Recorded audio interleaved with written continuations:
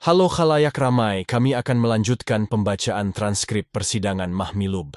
Masih di tanggal 24 Februari 1966 dengan terdakwa Letnan Kolonel Untung Syamsuri dalam agenda penjelasan istilah ambil jenderal dan soal Dul Arif. Perlu dicatat bahwa channel ini hanya menghadirkan konten yang bersumber dari dokumen dan hasil penelitian oleh lembaga atau tokoh terdahulu. Kami tidak menghadirkan teori apapun dalam konten ini. Diharapkan penikmat video ini juga memeriksa dari sumber dan versi yang lain sebagai pembanding.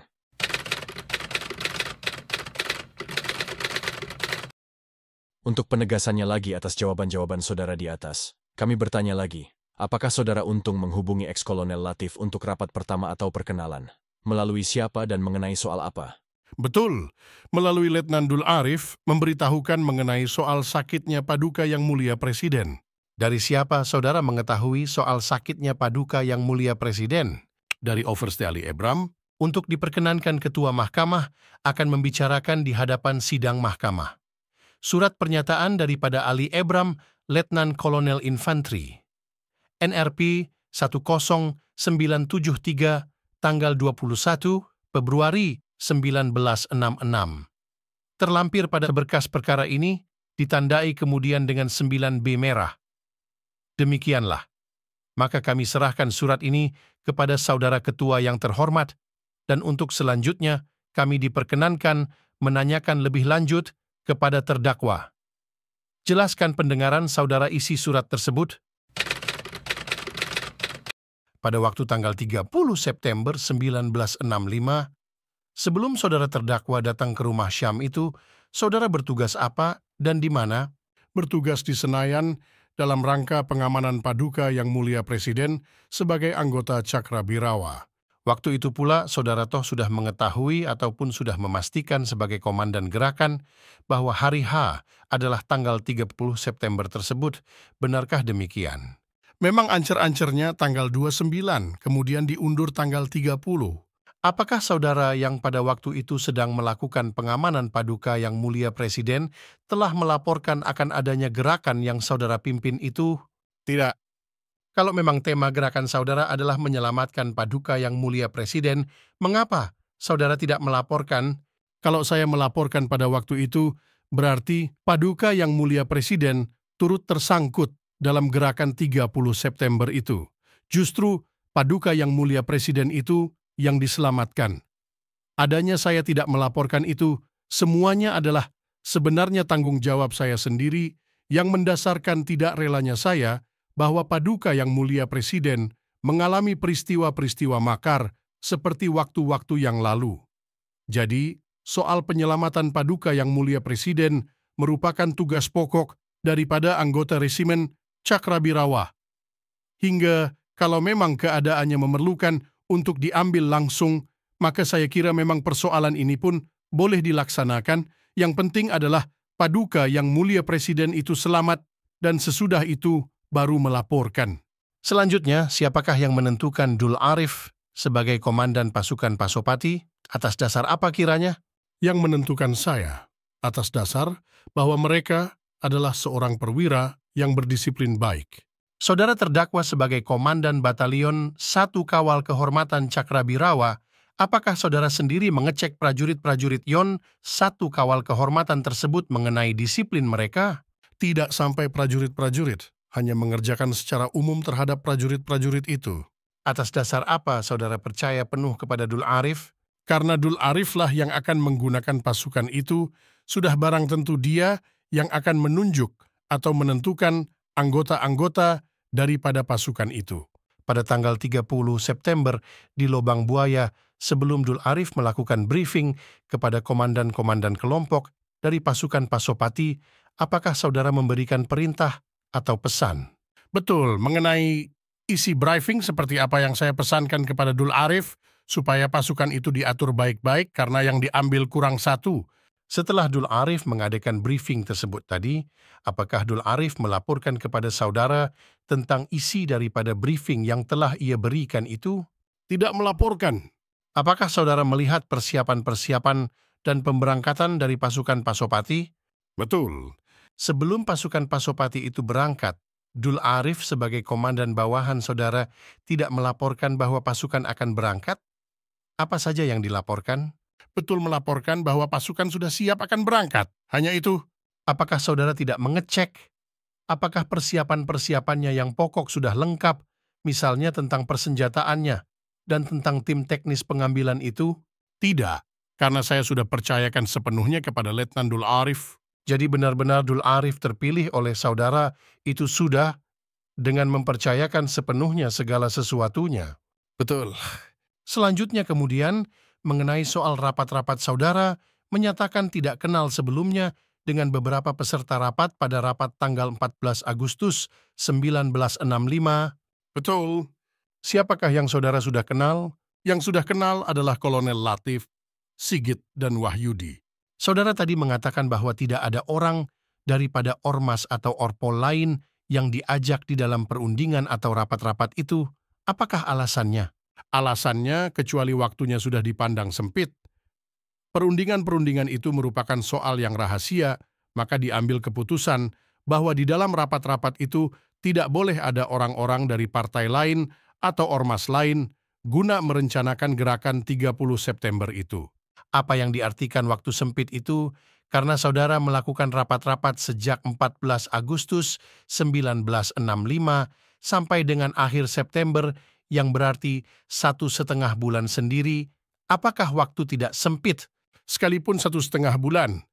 Tetapi tiap rapat itu ada, antaranya kadang-kadang 6 hari atau 1 minggu, sehingga jumlah daripada pertemuan-pertemuan itu tidak seperti jumlah daripada hari-hari yang 1,5 bulan itu. Dan kalau ini sampai diketahui atau diberitahukan kepada orang lain, maka sudah barang tentu akan meluas dan menimbulkan situasi yang lain daripada yang kita kehendaki. Saudara mengatakan bahwa saudara yang memegang inisiatif untuk menghubungi dan mengawasi rapat itu? Betul. Mengapa saudara yang memegang inisiatif, tetapi rasa perkenalan dilakukan bukan di rumah saudara sendiri? Alasannya, seperti apa yang telah saya kemukakan kepada pemeriksa, bahwa tempat yang dipilih itu tempat yang sekiranya tempat yang bisa menjamin kerahasiaan dan tidak begitu ramai. Kalau begitu, siapa lagi dari penghuni rumah Jalan Cidurian nomor 9 Jakarta, selain saudara dengan keluarga? Ada Mayor Sutarto, Mayor Kusman, Mayor Slamet Wiratno. Dari kesatuan mana mereka itu? Dari Resimen Cakrabirawa. Resimen Cakrabirawa, tugasnya apa? Menjaga keselamatan Paduka Yang Mulia Presiden beserta keluarganya. Apakah saudara tidak percaya kepada para Mayor Sutarto, Kusman, Slamet Wiratno itu? Percaya. Mengapa orang-orang ini tidak diajak? Karena dalam hubungan rencana G30S ini, terdapat orang-orang dari partai di mana mereka itu tadi tidak ada sangkut pautnya sama sekali. Saya mengetahui dalam hubungan dengan partai, tiap-tiap orang itu mempunyai suatu pandangan yang lain. Mungkin mereka ini mempunyai pandangan atau simpati terhadap partai NAS atau partai A atau KOM. Tapi dalam soal ini, saya lihat mereka itu tidak mempunyai simpati terhadap partai komunis. Selanjutnya, saudara menyebut bahwa telah memerintahkan Dul Arif di Asrama Yon 1 Kawal Kehormatan, Cakrabirawa, Jalan Tanah Abang 2. Untuk mengambil sasaran itu, dengan ucapan apa? Para jenderal itu diambil jangan sampai lolos. Mengenai istilah ambil, itu yang dipakai, mengapa tidak dibilangkan menangkap? Apakah para jenderal itu merupakan benda mati? Saya anggap itu hanya soal kata-kata. Jadi kenyataannya mengenai perintah ambil, itu juga bisa dimaksudkan penangkapan jenderal-jenderal itu. Sekarang kami tanyakan apakah penangkapan atau pengambilan itu juga berarti penculikan? Betul juga. Apakah saudara dalam melakukan memberi perintah kepada Dul Arif ini dalam status saudara sebagai Danjen 1 Kawal Kehormatan Cakrabirawa, sebagai Komandan Gerakan 30 September? Dengar demikian, apakah menurut hukum saudara berhak melakukan atau mengeluarkan perintah penangkapan atau penculikan? Memang berdasarkan hukumnya tidak berhak, tetapi berdasarkan tujuannya, saya menganggap diri saya berhak. Saudara mengatakan bahwa pemakaian daripada pasukan Pasopati itu berdasarkan disiplin. Jadi, segala sesuatunya yang dibebankan kepada mereka ini yakin berhasil? Betul, yakin. dan yakin bahwa mereka tidak akan melakukan sesuatu di luar perintah? Menurut keyakinan saya, mereka itu tidak akan melakukan sesuatu yang tidak sesuai dengan perintah yang diterima dari saya. Jadi apa yang mereka lakukan itu adalah perintah daripada saudara? Artinya apakah yang dilakukan oleh pasukan Pasopati itu menjadi tanggung jawab saudara terdakwa? Betul, Bahwa memang termasuk dalam hal ini penangkapan para jenderal itu? betul perintah saya, Juga benarkah mengenai penculikan? termasuk perintah saya. Mengenai soal pembunuhan? Saya yang bertanggung jawab. Kemudian saudara juga mengatakan bahwa di Halim pada tanggal 1 Oktober 1965, delegasi G30S telah melapor kepada Paduka Yang Mulia Presiden. Betul. Jam berapakah delegasi itu menemui Paduka Yang Mulia Presiden? Menemui pertama kurang lebih jam 11. Apa laporan dari Heru dan Suparjo kepada saudara setelah mereka bertemu dengan Paduka Yang Mulia Presiden? Bahwa delegasi telah melapor kepada Paduka Yang Mulia Presiden dengan adanya gerakan 30 September dan telah menangkap para jenderal. Juga telah disampaikan oleh Jenderal Parjo kepada saya bahwa Paduka Yang Mulia Presiden menanyakan mengapa yang memimpin Untung. Kemudian dijawab oleh Jenderal Parjo bahwa dialah yang kita anggap pantas, katanya. Setelahnya saudara sebagai komandan G30S mendengar laporan dari delegasi, saudara sendiri tidak melaporkan diri kepada Paduka Yang Mulia Presiden. Kalau tidak, mengapa? Tidak, karena sudah ditentukan bahwa yang melapor kepada Paduka Yang Mulia Presiden adalah delegasi yang dipimpin Jenderal Suparjo sebagai wakil daripada saya. Betul, segala sesuatunya itu diserahkan kepada delegasi. Apakah menurut laporan daripada Suparjo dan Heru, adakah dikatakan bahwa Paduka Yang Mulia Presiden menanyakan mana Untung atau di mana Untung berada? Yang menanyakan saya seperti demikian itu bukan Paduka Yang Mulia Presiden, tetapi Jenderal Sabur komandan saya. Mengapa waktu telah disampaikan pertanyaan itu kepada saudara, saudara tidak melaporkan kepada Komandan Resimen Cakrabirawa? Karena pada waktu itu para perwira yang ada di dalam markas Sengko itu hanyalah saya sendiri, sedang yang lain-lainnya sudah mengikuti Jenderal Parjo sebagai delegasi. Maka, untuk mempertanggungjawabkan diri pada gerakan, terpaksa saya tidak bisa meninggalkan markas. Kolonel Latif, ex-mayor Udara Suyono dan Syam waktu itu ada di mana? Saudara Latif waktu itu keluar. Saudara Suyono tidak ada. Saudara Syam ada, memang dia anggota Senko, tetapi dia bukan seorang militer. Berapa jauhkah jarak antara tempat Sengko dengan tempat di mana ada Jenderal Sabur itu? Kira-kira hampir 1 kilometer.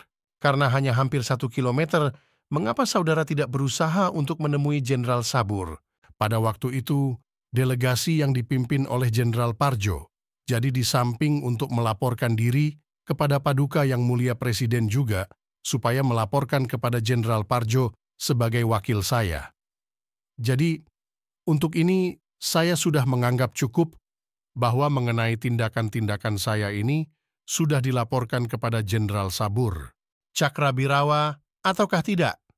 Kalau masih, mengapa menyerahkan kepada orang lain, sedang secara hierarki saudara yang wajib lapor? Memang masih sebagai anggota Resimen Cakrabirawa, tapi karena kesibukan saya di markas Sengko. Dalam hubungan keterangan saudara tentang kavaleri yang tidak berhasil, mengapa saudara, demi keselamatan Paduka Yang Mulia Presiden, tidak menggunakan pasukan berlapis baja dari Resimen Cakrabirawa?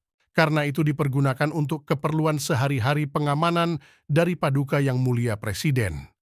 Kalau itu saya pergunakan, ini berarti akan mengurangi kekuatan dari pasukan yang melakukan tugas pengamanan sehari-hari terhadap Paduka Yang Mulia Presiden.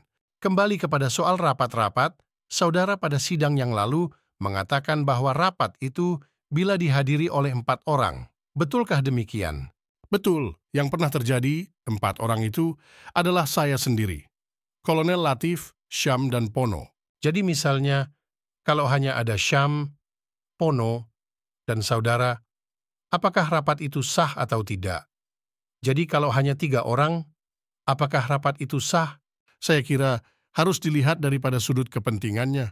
Kalau toh perlu diadakan pertemuan yang formal, maka itu bisa dianggap sah. Saudara juga telah mengatakan bahwa Senko dibentuk oleh para peserta rapat dan mempunyai peranan sebagai pimpinan. Mengenai soal pasukan dan teritorial, Siapakah yang membantu melalui tugas khusus perorangan anggota Senko? Kolonel Latif, pembantunya ialah Kapten Suradi. Pasukan-pasukan itu, Pasopati, Bima Sakti, dan Pringgadani, di bawah perintah siapakah? Yang saya maksud, apakah langsung di bawah perintah terdakwa, ataukah harus melalui ex-kolonel Latif sebagai pembantu urusan tersebut? Seharusnya melalui Kolonel Latif. Jadi mutlakkah soal ini? Tidak, melihat kepenting taktisnya. Jadi saudara dapat langsung memerintah kepada pasukan Pasopati melihat kepentingan taktis itu tanpa melalui ex-kolonel Latif? Bisa. Apakah juga dapat langsung memerintah pasukan Bima Sakti tanpa Latif maupun memerintah pasukan Pringgodani secara langsung? Bisa. Waktu saudara mendapat laporan dari Dul Arif di Penas pagi hari bahwa dia telah berhasil dengan gerakannya itu, apakah saudara tidak perintahkan kepada Dul Arif untuk menghadapkan itu jenderal-jenderal? Tidak. Tadi saudara katakan bahwa para jenderal itu akan diminta pertanggungan jawabnya oleh saudara Komandan G30S. Mengapa saudara tidak perintahkan untuk sebagai menghadapkan mereka? Ataukah saudara menanyakan di mana tempat mereka? Saya akan datang ke Lobang Buaya karena saya sudah tahu pasti di sanalah tempat mereka. Di Lobang Buaya di bagian mana? Adakah tempat khusus di mana mereka ditahan? Di sana ada rumah-rumah yang disediakan untuk markas daripada pasukan Pringgodani. Tugasnya mereka tentu ada di markas daripada Mayor Udara Suyono sebagai komandan pasukan Pringgodani. Apakah saudara mendapat juga laporan dari Suyono bahwa para jenderal itu memang ada di markas komando Pringgodani? Tidak. Bagaimana saudara dapat yakin bahwa mereka itu pasti ada di sana?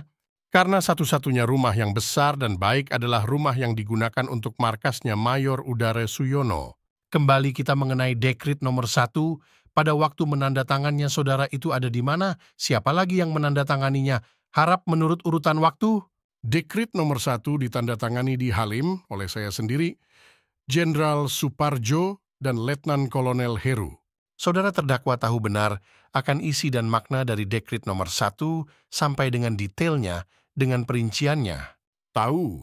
Kembali kami minta penegasan dari saudara, apakah yang diartikan mendemisionerkan Kabinet Dwi Kora? Ini berarti bahwa para menteri itu sudah tidak menduduki dalam kekuasaannya sebagai menteri lagi. Nah, apakah saudara berhak melakukan tindakan sedemikian itu? Yang nyata tersurat dalam dekrit saudara? Memang ditinjau dari sudut hak, saya tidak berhak. Tetapi berhak ditinjau dari sudut kepentingan dan tujuannya tersebut, yaitu untuk membersihkan Dewan Jenderal daripada Kabinet Dwi Kora tersebut. Siapakah yang menjadi kepala Kabinet Dwi Kora? Paduka Yang Mulia Presiden. Berarti saudara menyingkirkan Paduka Yang Mulia Presiden? Bukan untuk menyingkirkan, tapi demi untuk keselamatan Paduka Yang Mulia Presiden itu sendiri, maka saya berbuat demikian. Tahukah saudara, kalau Kabinet Dwi Kora merupakan satu kesatuan yang bulat? Betul. Jadi kalau saudara mendemisionerkan kabinet, berarti kesatuan itu disingkirkan, benarkah demikian? Toh kenyataannya tidak demikian. Di sini soalnya mengenai niatnya. Niatnya tidak demikian. Bagaimana saudara ini, tadi sudah saudara katakan arti kabinet yang didemisionerkan? Tidak diganti seluruhnya. Yang mengangkat siapa? Paduka Yang Mulia Presiden. Sedang di sini, di dalam dekrit itu jelas sampai pembentukan Dewan Menteri baru oleh Dewan Revolusi.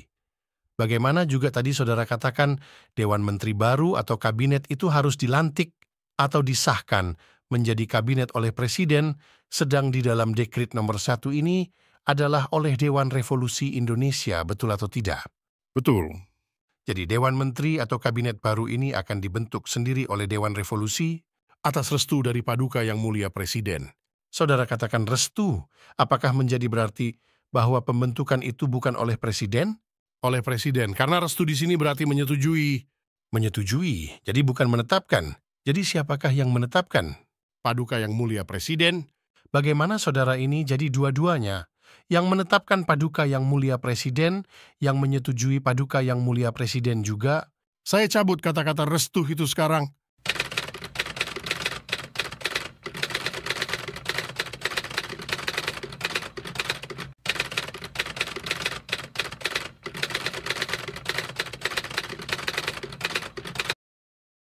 Video selanjutnya akan menghadirkan saksi pertama di persidangan Mahmilub dan masih di tanggal 24 Februari 1966.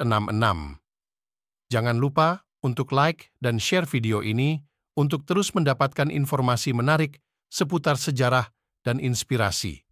Sampai jumpa pada video berikutnya.